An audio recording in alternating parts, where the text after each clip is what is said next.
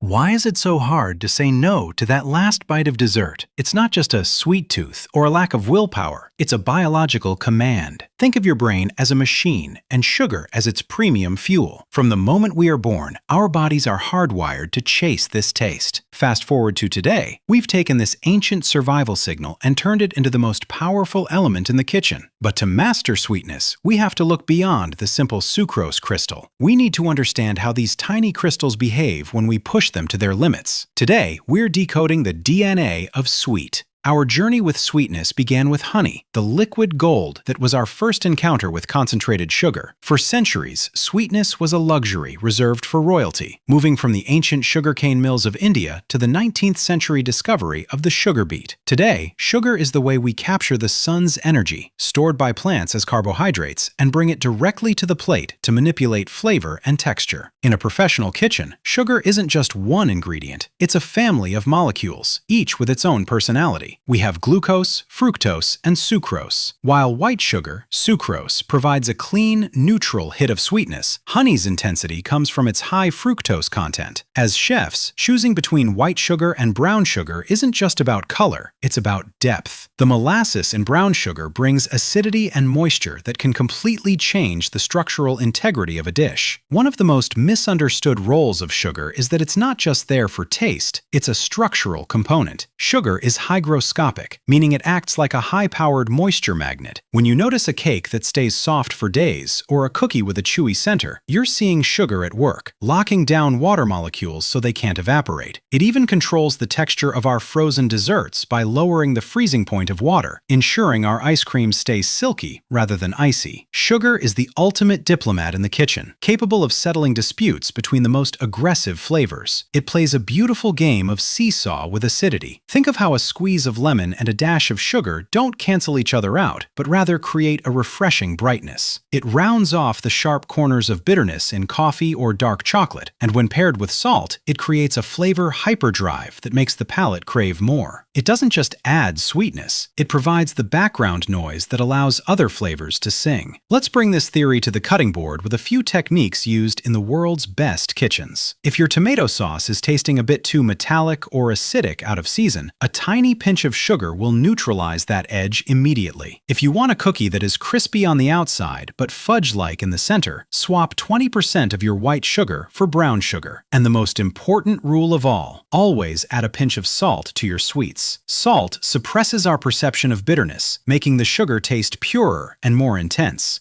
Sweetness is our comfort zone, the safe harbor of the culinary world. It manages moisture, builds structure, and keeps all the other tastes in line. In this episode of our 5 Tastes series, we examined sweetness, the master element that provides the structural safety of flavor architecture. This is Science of Cooking. Our class is dismissed for today. If you enjoyed this journey at the intersection of molecular science and culinary arts, don't forget to like the video and subscribe to the channel. Here, we don't just cook.